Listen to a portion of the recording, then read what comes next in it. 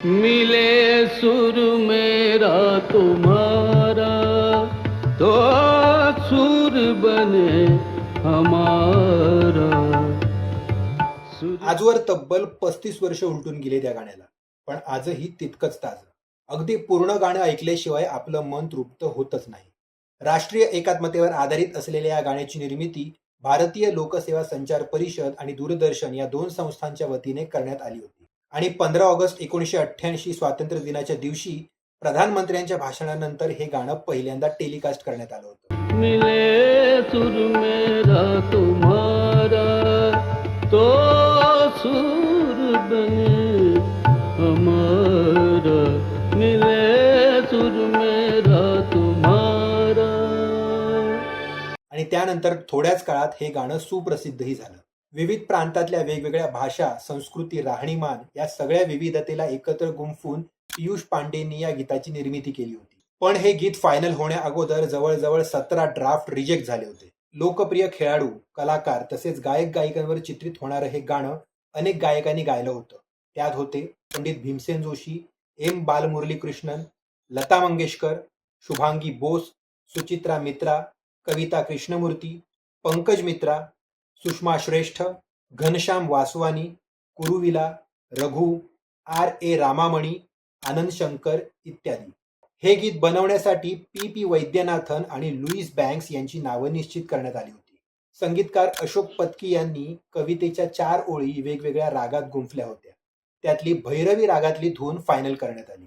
भैरवी राग कोणत्याही वेळी गाता किंवा ऐकता येत असल्यामुळेच कदाचित हे गाणं आपल्याला कोणत्याही वेळी ऐकताना आपलं मन तृप्त करतं. फ्लोरा फाउंटन इथल्या वेस्टर्न आउटडोर स्टुडिओत गाण्याचं रेकॉर्डिंग ठरलं. या संपूर्ण प्रोजेक्टचे करते करविते होते सुरेश मलिक आणि चीफ रेकॉर्डिस्ट होते दमन सूद. हिंदी सोबतच उर्दू, काश्मीरी, पंजाबी, सिंधी, तमिळ, तेलुगू, कन्नड, मल्याळम, बंगाली, आसामी, उडिया, गुजराती, मराठी अशा तब्बल 13 भाषांचा समावेश या गाण्यात होता.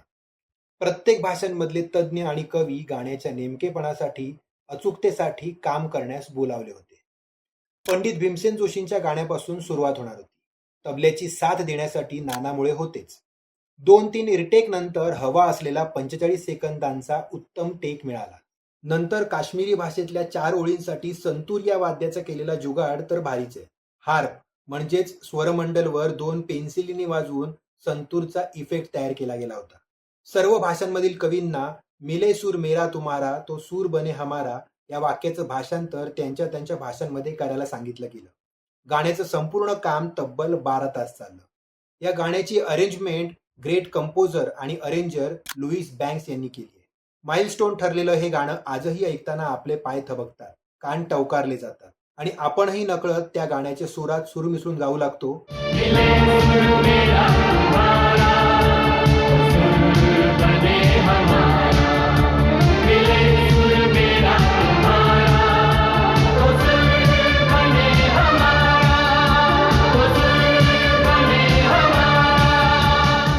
हेच गाणं पुन्हा एकदा रेकॉर्ड करून नव्या स्वरूपात 26 जानेवारी 2010 रोजी झूम टीव्हीवर टेलिकास्ट करण्यात आलं होतं.